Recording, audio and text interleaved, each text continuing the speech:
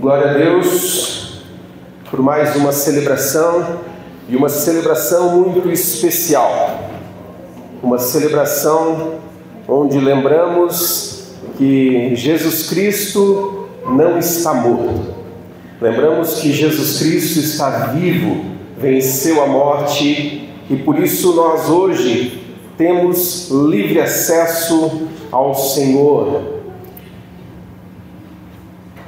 Nós queremos compartilhar um texto que está no Salmo de número 124, seguindo então a nossa trilha dos degraus, a nossa jornada, Salmo de número 124, e aqui nesse texto nós lembramos que o cântico dos degraus, ou o cântico da romagem, eles eram entoados durante a peregrinação, justamente nessa época, Essa era uma das festas, A Páscoa, a festa da passagem. O povo ia em direção a Jerusalém para esta festa, e eles iam entoando então esses cânticos de romagem. A gente começou lá no Salmo 120, já estamos aqui no Salmo de número 124, e nele traz verdades importantes ao nosso coração nessa noite. Gostaria que os irmãos abrissem suas Bíblias ou acompanhassem aqui na tela. Não fosse o Senhor que esteve ao nosso lado, Israel que o diga. Não fosse o Senhor que esteve ao nosso lado, quando os nossos inimigos se levantaram contra nós. Eles nos teriam engolido vivos, quando a sua ira se acendeu contra nós. As águas nos teriam submergido e a torrente teria passado por cima de nós. As águas impetuosas teriam passado por cima de nós. Bendito seja o Senhor, que não nos deu por presa aos dentes deles. A nossa alma foi salva, como um pássaro no laço dos passarinheiros. Rompeu-se o laço e nós nos vimos livres. O nosso socorro está no nome do Senhor, que fez os céus e a terra. Senhor Jesus, esta é a Tua palavra. Pedimos, ó Deus, a compreensão, a revelação do Teu Espírito Santo sobre a minha vida e sobre a vida dos meus irmãos, minhas irmãs, que o Senhor possa ministrar as nossas vidas, ó Deus, no nome de Jesus. Amém. Amém. Este salmo, então, escrito ali pós-exílico, era usado, como eu havia dito, na peregrinação do povo a Jerusalém, o templo em Jerusalém, e ele celebra a libertação divina das crises, como perseguição dos inimigos, e a gente sabe que em todo esse percurso o povo sofria ataques, sejam de assaltantes, seja de animais, sejam de pessoas que zombavam, a gente viu isso em salmos anteriores, seja inúmeras situações onde corria esse perigo. Então eles celebram aqui a vitória e a libertação diante das crises, diante da opressão.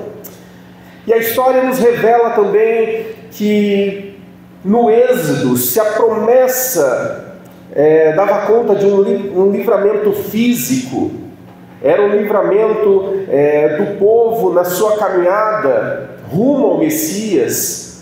No Novo Testamento ele mostra o cumprimento das promessas. A gente percebe então que em Jesus as promessas de proteção e segurança, elas se cumprem. É o nosso livramento espiritual. É o nosso livramento espiritual. E este salmo aqui, ele era cantado coletivamente, ele era declarado, e ele faz lembrança ao sofrimento do povo, o sofrimento que o povo vivia. E a conexão que nós podemos fazer deste salmo aqui com a época em que nós estamos vivendo, esse tempo de Páscoa, essa conexão, a gente percebe que como Israel, que sofria e experimentou o livramento vivido pelo povo no passado, a ressurreição de Cristo, então, ele é o ápice da intervenção divina contra a morte. Jesus vem e ele vence a morte na cruz. Percebe que a nossa cruz aqui está deitada, Ela já não está mais de pé. E lá onde Jesus estava no sepulcro, ele vive, ele vence a morte, ele sai, como que decretando e selando a missão que ele tinha para cumprir nessa terra.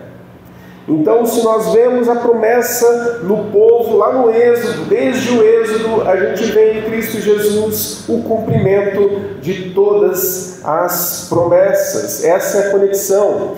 Foi lido no começo do culto aqui, 1 Coríntios 15, 54, e ali fala justamente a respeito disso, desse cumprimento máximo que foi Jesus naquela cruz.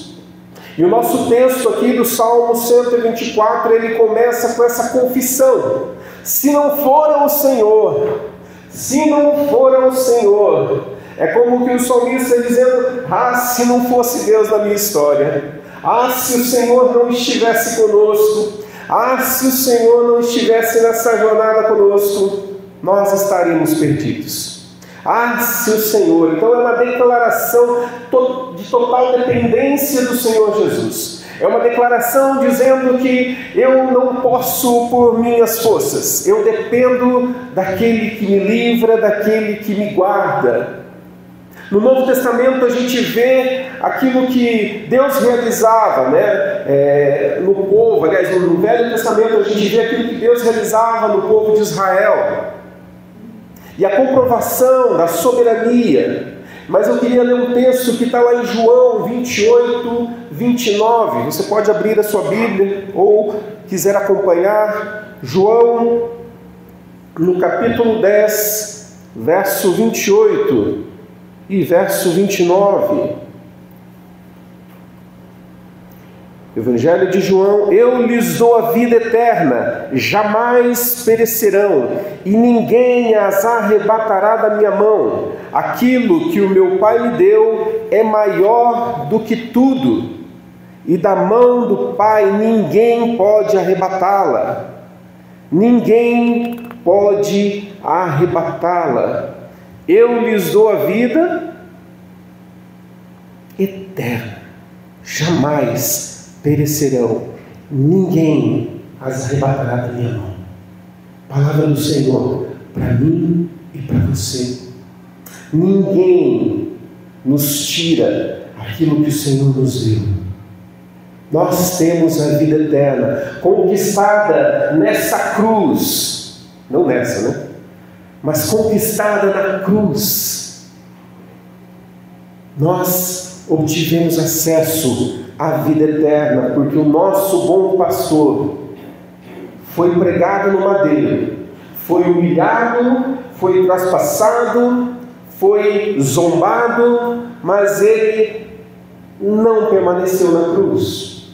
A cruz faz sentido para nós se ela estiver assim, vazia.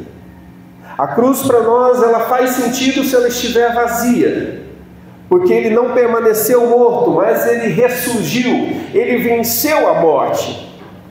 E essa é o cumprimento, essa era a esperança que o povo no Antigo Testamento tinha, mas eles não faziam ideia do que seria. Por mais que o texto que o Theo leu no início de Isaías 53 fala a respeito disso, do sofrimento. Então o profeta já dizia a respeito do cordeiro, que ele seria morto, imolado, iria sofrer por nós. Mas eles não faziam ideia do que seria Jesus Cristo na prática, realmente. Então a cruz vem para cumprir tudo aquilo que fora dito. E vem para mostrar que agora, por meio dela, nós temos a salvação. Nós temos o livre acesso. E hoje nós podemos declarar, com certeza você pode declarar: se não for a Deus, se não for o Senhor na minha história. Pensa um pouquinho naquilo que você tem vivido hoje, no teu dia a dia, os teus enfrentamentos, as tuas lutas. Será que você não pode dizer assim: se não for ao Senhor na minha vida, que seria de mim? Se não for ao Senhor na minha história, que seria de mim? Com toda certeza nós temos testemunhos a dar. com toda certeza nós temos como salmista algo a dizer. E ele fala ali nos versos 3 a 5 ele faz umas metáforas ali a respeito do perigo que eles viviam. Termos como ser engolidos vivos, águas violentas ou impetuosas em outras versões, tudo isso nos revela que eles viviam perigos e adversidades naquele tempo. E sempre nós teremos esses mesmos perigos e adversidades na nossa história, no nosso dia a dia. Lutas, batalhas. E você sabe quais têm sido as tuas batalhas? Quais têm sido as tuas lutas? Talvez lutas com pessoas, com situações, mas talvez sejam lutas internas, coisas que você precisa travar dentro de você. Questões que talvez o inimigo, ele vem para te acusar, ele vem para te apontar o dedo, porque essa é a função dele, esse é o papel dele, te acusar e apontar os seus defeitos. São lutas que nós enfrentamos, cada um a sua luta. A minha luta não é maior que a sua luta não é maior que a minha. Mas para nós, para cada um de nós, a nossa luta é grande, não é mesmo? Para cada um de nós, o nosso gigante parece ser enorme. Mas nós podemos dizer como salmista: se não for o Senhor, eu não poderia enfrentar essas lutas. Se não for o Senhor, eu não teria a menor condição. Dependência do Senhor. E o salmista ali, a partir do verso 6, ele então ele começa a proclamar a respeito do escape, a respeito do livramento. Se por um lado ele enfrenta as lutas e as dificuldades, se por um lado as batalhas são intensas sobre a sua vida, sobre a vida do povo, do outro nós encontramos o escape. E o salmista coloca ali: quebrou-se, rompeu-se o laço. Isso demonstra libertação. Isso demonstra que o Senhor quebra toda corrente que te aprisiona, todo laço que te prende. Nada é impossível ao nosso Deus. Nada pode impedir a ação de Deus na tua vida. Ele fala no verso 8 ali: socorro no nome do Senhor. A nossa salvação só pode ser obtida nesse nome. Em 1 Pedro 5,8, nós vemos ele falar um pouco. 1 Pedro 5, verso 8: sejam sóbrios e vigilantes, o inimigo de vocês, o diabo, anda em derredor, como um leão que ruge, procurando alguém para devorar. Então, ele traz um texto nos alertando então de que as adversidades e os problemas sempre estarão à porta, sempre estarão ao nosso redor. Porém, quando ele fala a respeito do escape, ele nos leva a Atos capítulo 4, que eu queria que você abrisse também e acompanhasse. Atos dos Apóstolos, no capítulo 4.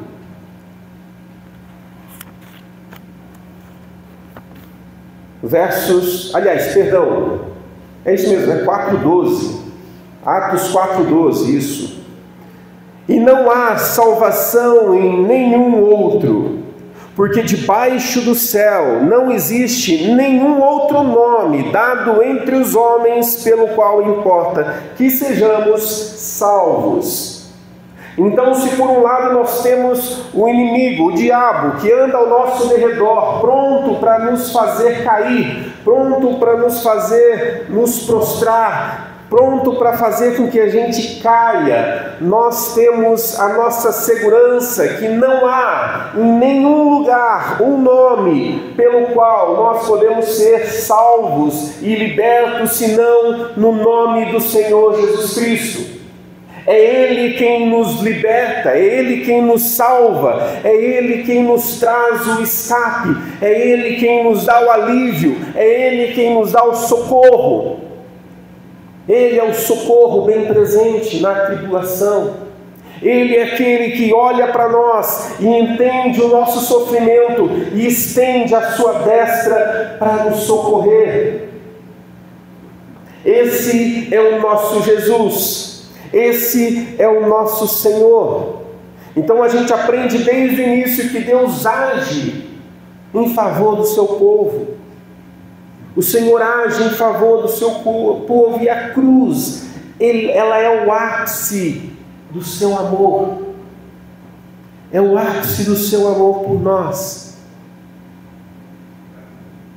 Se a gente lê em Efésios, capítulo 1, verso 4 até o 7, diz: antes da fundação do mundo, Deus nos escolheu nele para sermos santos e irrepreensíveis diante dele. Em amor nos predestinou para sermos adotados como filhos, por meio de Jesus Cristo, segundo o propósito da sua vontade, para o louvor da glória de sua graça, que ele nos concedeu gratuitamente no amado. Nele temos a redenção pelo seu sangue, a remissão dos pecados, segundo a riqueza da sua graça. Ele te amou antes da fundação do mundo. Antes de ser pregado no madeiro, Ele já tinha amado cada um de nós. Ele olhava, e mesmo você no ventre da sua mãe, Ele sabia que a morte na cruz era por você, era por mim. Deus age em favor do seu povo. E a Páscoa que nós vivemos hoje, ela é essa lembrança, a lembrança do cumprimento da promessa. Cristo, o Cordeiro, que nos liberta do laço do pecado. Que nos liberta do laço do pecado. As águas altivas que o salmista traz, ela nos mostra e simboliza o poder da morte, que nos aprisiona, que nos escraviza. Mas a cruz de Cristo nos liberta. A cruz de Cristo simboliza essa ruptura definitiva com a morte eterna. Nós, a partir da cruz, somos transformados. O laço do passarinheiro é rompido. Simboliza que o pecado não mais tem poder sobre você. Nós ainda estamos na presença do pecado, porém, do poder do pecado nós fomos livres. A presença do pecado seremos livres quando Jesus voltar e levar a sua igreja. Aí não haverá mais a presença do pecado, mas o poder do pecado foi vencido na cruz. O pecado não mais tem poder sobre mim e sobre você, porque hoje nós temos o nosso advogado, aquele que nos perdoa. E se você tem enfrentado, e se uma das suas batalhas é com relação a pecado, e se uma das suas lutas e das suas dificuldades é com relação a algum pecado na tua história, saiba que nós temos um advogado que nos ajuda. Saiba que nós temos um advogado que vem para nos libertar, nos purificar, nos justificar. Basta nós nos prostrarmos, nos rendermos diante dele e dizer: Senhor, se não for o Senhor na minha história, eu não consigo. Eu não consigo, eu não posso. O pecado ainda está presente e nós batalhamos, mas nós precisamos dessa ação de Deus nas nossas vidas. Para concluir, assim como Israel, a igreja hoje, ela precisa da presença desse Criador, da presença daquele homem que se humilhou, se entregou, que se rendeu e assumiu sobre si a nossa culpa. Todo o pecado da humanidade Ele levou sobre si. Todo o pecado Ele assume sobre Ele, e com isso Ele se faz o Cordeiro perfeito. Com isso Ele se faz o Cordeiro puro, imaculado, porque era esse Cordeiro que precisava morrer pelo pecado do povo. A diferença é que agora não mais precisamos do Cordeiro, não mais precisamos da morte desse pequeno e inofensivo animal, porque um homem se fez Cordeiro por nós. Por causa do pecado de um homem, por causa do erro de um homem, o pecado entra na humanidade. E por causa do sacrifício de um homem, o pecado é arrancado. E hoje nós podemos ter esse livre acesso e conseguir diante do Pai o perdão e a purificação de todos os nossos erros. Eu não sei como isso bate no seu coração. Eu não sei como isso mexe com você. Eu não sei o que passa na sua cabeça quando você ouve isso. Mas no meu coração existe uma gratidão tremenda por saber que, Senhor, obrigado, porque eu sei quem eu sou. E se não for ao Senhor pagar pelos meus pecados, eu não sei o que seria de mim. Eu não sei o que seria da minha família. Eu não sei o que seria da nossa cidade. Se não for ao Senhor. Então nós precisamos todos os dias fazer valer esse sacrifício da cruz. Sabe como a gente faz valer esse sacrifício da cruz? Nós fazemos valer o sacrifício da cruz quando nós nos achegamos a essa cruz e nós colocamos aqui a nossa carne. A gente coloca aqui o nosso eu. A gente coloca aqui a nossa justiça própria. A gente coloca aqui o nosso orgulho, a nossa soberba. A gente coloca aqui. Crucificar a carne é fazer valer o sacrifício de Cristo. É dizer, Senhor, aquilo que o Senhor fez uma vez, valeu de uma vez por todas.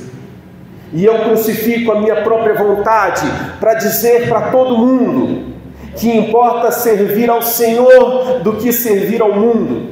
Importa fazer a tua vontade do que fazer a minha vontade. Importa te agradar do que obter simplesmente o meu prazer. Isso é fazer valer.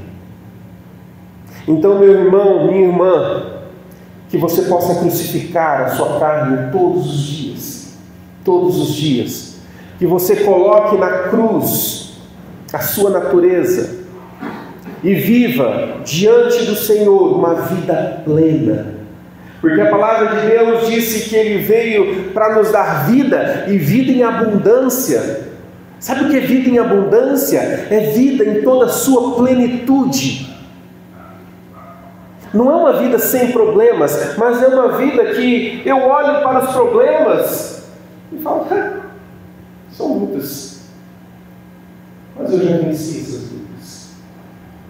E eu consigo me alegrar no meio das dificuldades, no meio das lutas, no meio das adversidades. Então tenha uma atitude de pessoa que é liberta. Porque tem muita gente que já ouviu essa mensagem. Tem muita gente que já ouviu falar que Jesus veio para nos resgatar, que Jesus veio para nos perdoar, que Jesus veio para fazer diferença na nossa história, que veio para nos libertar de toda corrente. A pessoa sabe de tudo isso. De trás para frente, decora.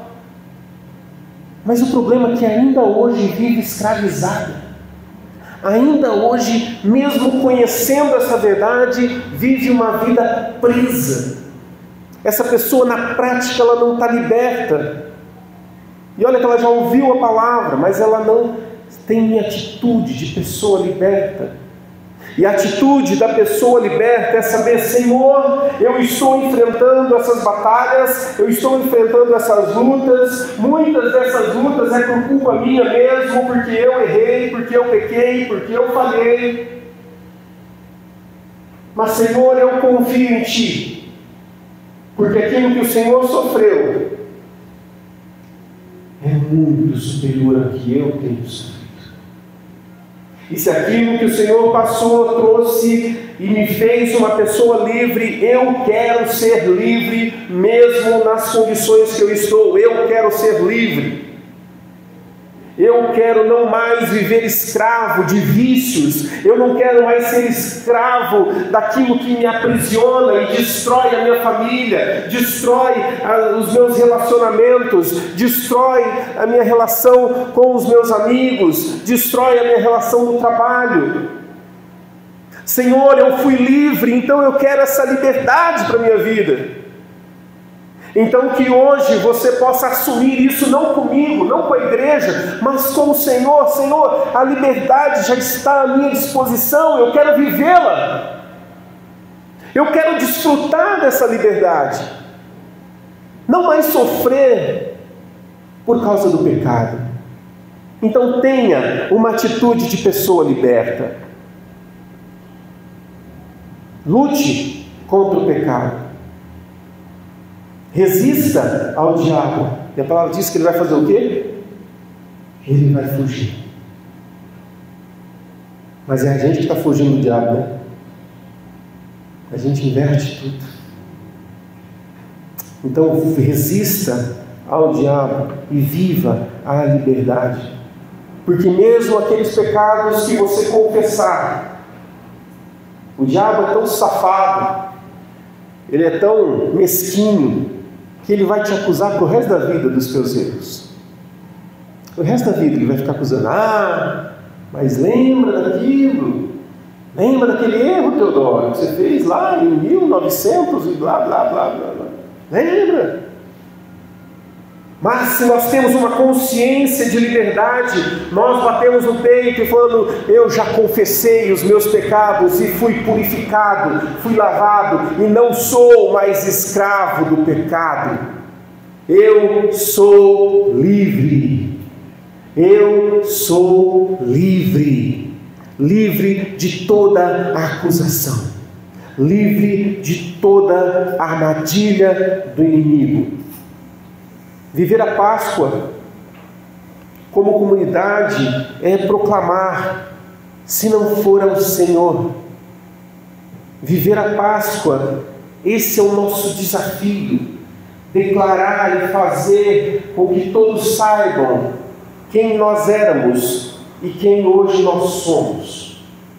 E o que Deus fez na minha vida, o que Deus fez na tua vida. Se o Senhor fez algo na tua vida,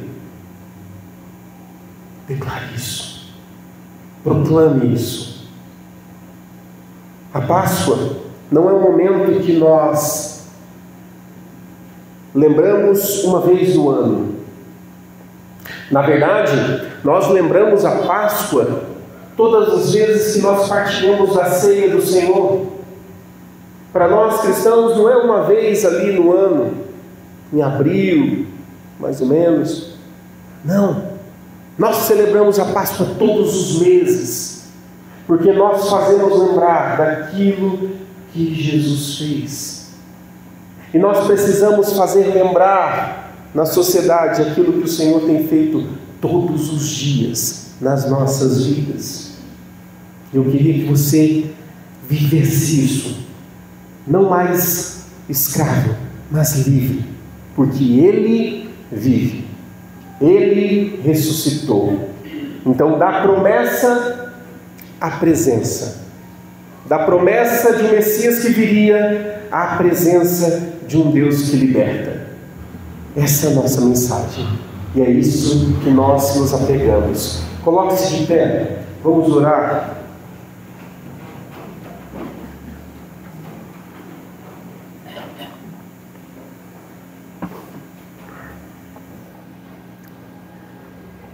Senhor Jesus, nós somos gratos a Ti, Senhor, por tudo aquilo que o Senhor já fez, Deus, nas nossas vidas, por tudo aquilo que o Senhor tem feito, Deus, na nossa história. E eu sou grato a Ti, Senhor. Sou grato pelo Teu amor. E te peço, Deus, que o Senhor se manifeste nas nossas vidas a cada dia, Senhor, nos lembrando do sacrifício feito na cruz. E, Senhor, eu oro, Senhor, para que nós possamos viver a liberdade conquistada nessa cruz, ó Deus. Senhor, não mais vivemos escravos do pecado, não mais vivemos escravos daquilo que o pecado gerou, mas fomos libertos, ó Deus. Nós fomos libertos e somos gratos a Ti por isso, Senhor. Manifesta, Deus, o Teu poder sobre a vida de cada um de nós e que nós possamos viver intensamente, ó Deus, para a honra e glória do Teu nome. Amém. Amém.